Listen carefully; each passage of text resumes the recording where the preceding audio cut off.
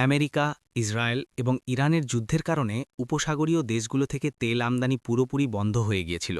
দেশজুড়ে পেট্রোল ও ডিজেল সংকট দেখা দিয়েছিল। পরিবহন ব্যবস্থা এবং চাষাবাদ পুরোপুরি বন্ধ হওয়ার মুখে এসে দাঁড়িয়েছিল। এক হতাশ কৃষক তার অকেজো পড়ে থাকা ট্র্যাক্টরের সামনে দাঁড়িয়ে ক্ষোভ উগরে দিচ্ছিল। সে তার ছেলেকে বলছিল, অনেক হয়েছে তোর গান গাওয়া, আর তুই লোহার হাতি। 10 লাখ টাকা ধার করে তোকে এনেছিলাম যাতে ক্ষেত সোনা ফলায়, আর তুই এখানে লাশের মতো দাঁড়িয়ে আছিস। এমন সময় তার ছেলে শিবম ফিরে এলো। বাবা তাকে জিজ্ঞেস করল, পেলি রে, কোনো পাম্পে 1 লিটারও কি ডিজেল পেলি? শিবম হতাশ হয়ে জানালো যে সে শহরের 20টি পাম্প খুঁজে দেখেছে, এমনকি বিধায়কের বাড়ির জন্য পর্যন্ত ডিজেল নেই। তারা তো সামান্য ছোট কৃষক, কালোবাজারেও সব শুকিয়ে কাঠ হয়ে গিয়েছিল। বাবা দীর্ঘশ্বাস ফেলে বলল, তাহলে তো আমাদের মৃত্যুর চিঠি লেখাই হয়ে গেল। কাল সকালে গজেন্দ্র মহাজন তার গুন্ডাদের নিয়ে আসবে। চাষ না হলে বীজ পড়বে না, আর বীজ না পড়লে ধার শোধ হবে কি করে? আমার মাটি ছিনিয়ে নেবে রে শিবম, আমার বাপদাদার জমি নিলাম হয়ে যাবে। শিবম তাকে সাহস জোগানোর চেষ্টা করছিল।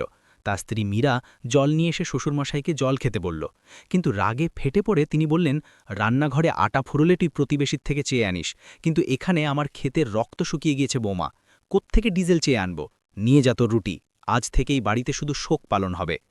মীরা যখন ভেতরের দিকে যাচ্ছিল, শিবমও বাবার সুরে সুর মিলিয়ে বলল, জমি যদি না বাঁচে তবে এই রুটি দিয়ে কি হবে? ঠিক সেই মুহূর্তে মীরা ঘুরে দাঁড়িয়ে এক অসাধ্য সাধনের কথা বলল। সে বলল, বাবুজি, যদি আমি বলি যে এই ক্ষেত চাষ হবে এবং কালই হবে? শ্বশুরমশাই ব্যঙ্গ করে বললেন, কি করবি তুই? নিজে বলদের মতো লাঙল টানবি, নাকি তোর বাপের বাড়ি থেকে ডিজেলের ট্যাঙ্কার আনাবি? মীরা শান্তভাবে উত্তর দিল, দুটোর একটাও না। যদি এই মেশিনের তৃষ্ণা পায় তবে আমি এর তৃষ্ণা জল দিয়েই মেটাবো। শিবম অবাক হয়ে বলল, মীরা, কি আজেবাজে বকছিস? জল দিয়ে ট্র্যাক্টরের ইঞ্জিন কিভাবে চলবে? মীরা দৃঢ়তার সাথে জানালো, চলবে শিবম, আমি বিজ্ঞান পড়েছি। জলকে ট্র্যাক্টরের ব্যাটারির সাহায্যে ভেঙে গ্যাস তৈরি করা সম্ভব। আমাদের 1 ফোঁটা ডিজেল লাগবে না, শুধু আমাকে এই ইঞ্জিনে সামান্য রদবদল করার অনুমতি দিন। কিন্তু তার শ্বশুরমশাই রেগে গিয়ে বললেন, মুখ বন্ধ কর। আমার বাড়ির বউ এখন কলকবজা নাড়বে, গ্রিজ আর কালি মুখে মাখবে? আমার পূর্বপুরুষরা মেয়েদের ঘরের চৌকাঠের ভেতরেই রেখেছে, আর তুই আমার সামনে দাঁড়িয়ে মেস্ত্রি হওয়ার কথা বলছিস? যদি এই লোহাকে তুই আঙুল দিয়েও ছোস, তবে মহাজন জমি ছিনিয়ে নেওয়ার আগেই আমি তোকে বাড়ি থেকে ধাক্কা দিয়ে বের করে দেব। রাত গভীর হল। মীরা মনে মনে ঈশ্বরের কাছে প্রার্থনা করল যাতে তার মান রক্ষা হয়। সে যখন একা একাই ট্র্যাক্টরে কাজ শুরু করতে গেল, শিবম এসে তাকে আটকাতে চাইল। শিবম বলল, বাবুজি জানতে পারলে তোকে সত্যিই বের করে দেবেন।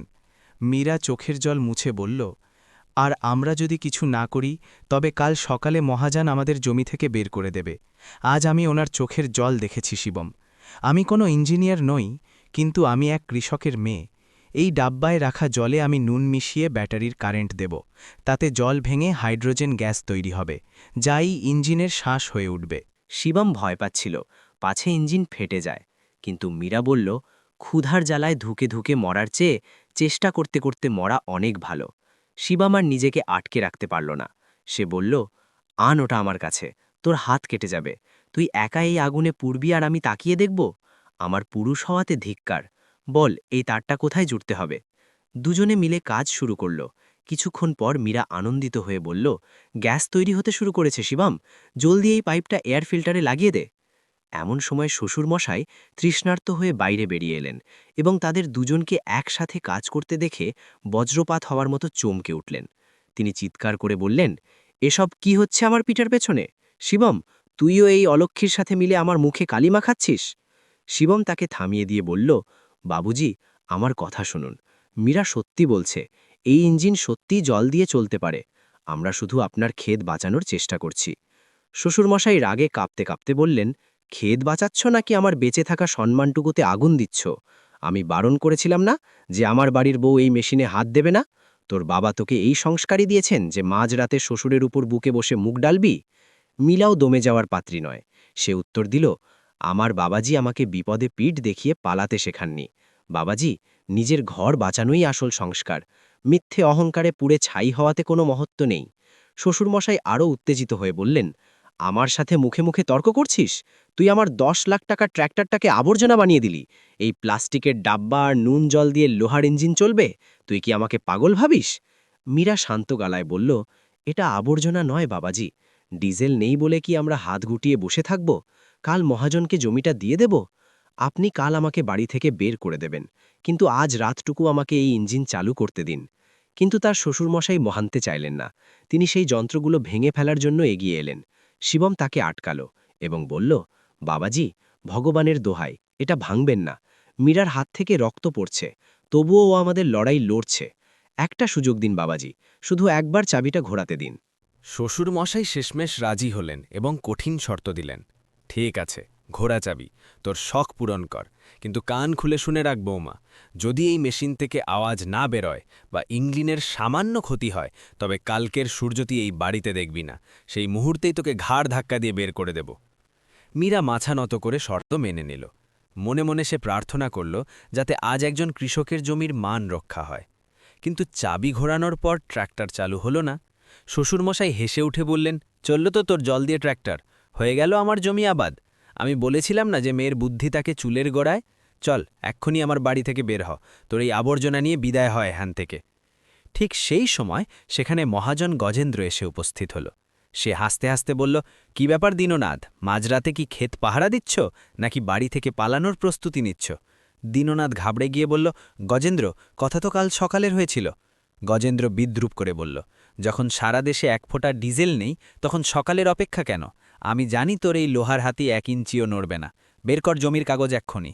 দীননাথ তার হাতে পায়ে ধরে সময় চাইল, কিন্তু গজেন্দ্র তাকে লাথি মেরে ফেলে দিল। গজেন্দ্র তার লোকেদের বলল ট্র্যাক্টরটা তার জিপের সাথে বেঁধে নিয়ে যেতে। দীননাথ যখন কাঁদছিল, তখন মীরা গর্জে উঠে দাঁড়াল। সে গজেন্দ্রকে সাবধান করে দিয়ে বলল, আমার শ্বশুরের পা থেকে দূরে সর গজেন্দ্র, এক পায়ে গলে এই সাঁড়াশি দিয়ে তোর মাথা ফাটিয়ে দেব।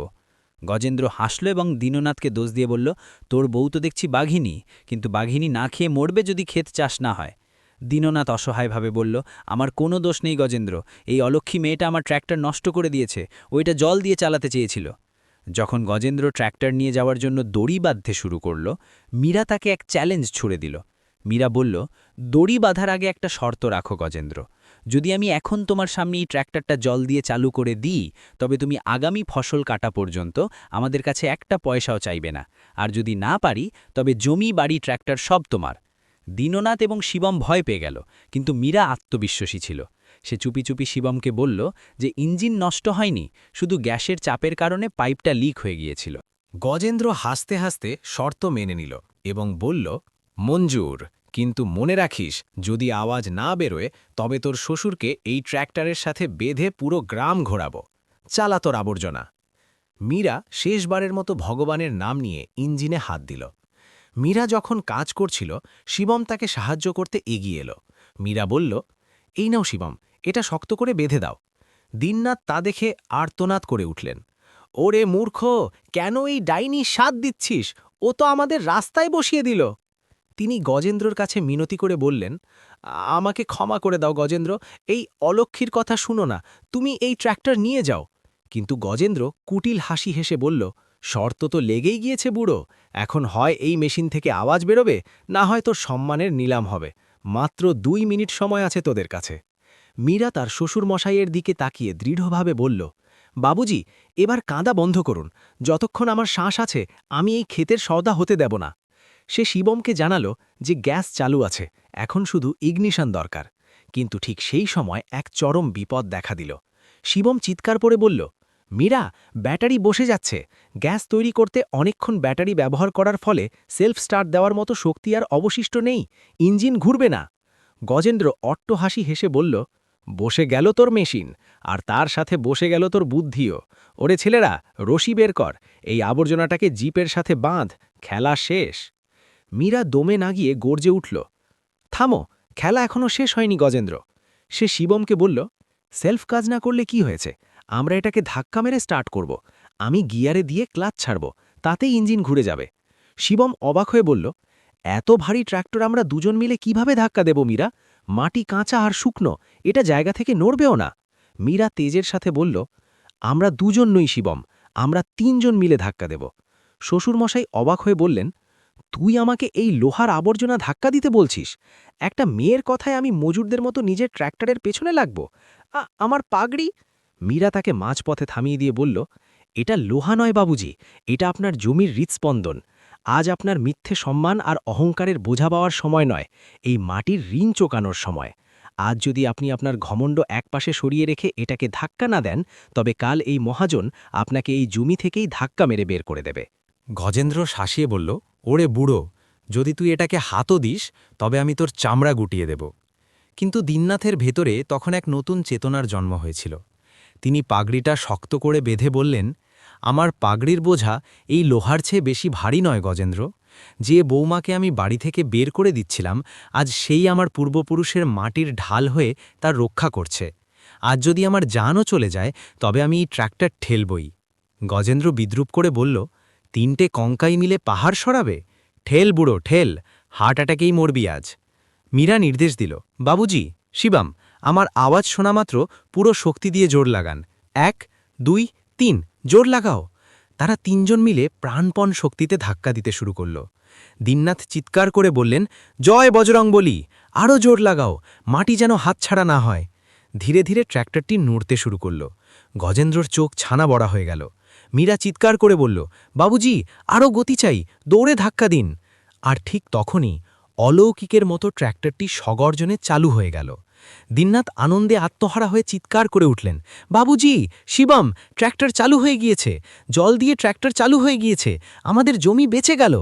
গজেন্দ্র স্তম্ভিত হয়ে বলল, এটা কিভাবে হতে পারে? ডিজেল ছাড়া জল দিয়ে? এ তো জাদু। মীরা উত্তর দিল, এটা জাদু নয় গজেন্দ্র, এটা এক কৃষকের মেয়ের বুদ্ধি। শর্ত মনে আছে তো মহাজন? এরপর যদি জমির দিকে চোখ তুলে তাকিয়েছিস, তবে এই সাঁড়াশি তোর ট্র্যাক্টরে নয়, তোর গুন্ডাদের মাথায় পড়বে। বেরো আমার ক্ষেত থেকে। অপমানিত হয়ে গজেন্দ্র তার দলবল নিয়ে সেখান থেকে চলে গেল। এরপর দীননাথ মীরার সামনে গিয়ে দাঁড়ালেন। তিনি বললেন, যে মেশিন ছোঁয়ার অপরাধে তোকে বাড়ি থেকে বের করে দিচ্ছিলাম, আজ সেই মেশিন চালিয়েই তুই আমাকে পথে বসা থেকে বাঁচিয়ে দিলি। তিনি হাত জোর করতে গেলে মীরা তাকে থামিয়ে দিল। দীননাথ আবেগপ্রবণ হয়ে বললেন, বৌমা, আজ তুই শুধু ট্র্যাক্টরের ইঞ্জিন চালু করিসনি, তুই আমার মাথায় জমে থাকা পুরনো চিন্তার মোর্চেও পরিষ্কার করে দিয়েছিস। আজ থেকেই ঘর আর এই ক্ষেতের চাবি তোর হাতে। তুই বৌমা নস, তুই আমার জমির আসল উত্তরাধিকারী। শিবমও মীরার প্রশংসায় পঞ্চমুখ হল। মীরা হাসি মুখে ট্র্যাক্টরের ওপর বসে বলল, ক্ষেত চাষ হবে বাবাজি, আর কাল সকালেই হবে, তাও 1 ফোঁটা ডিজেল ছাড়াই।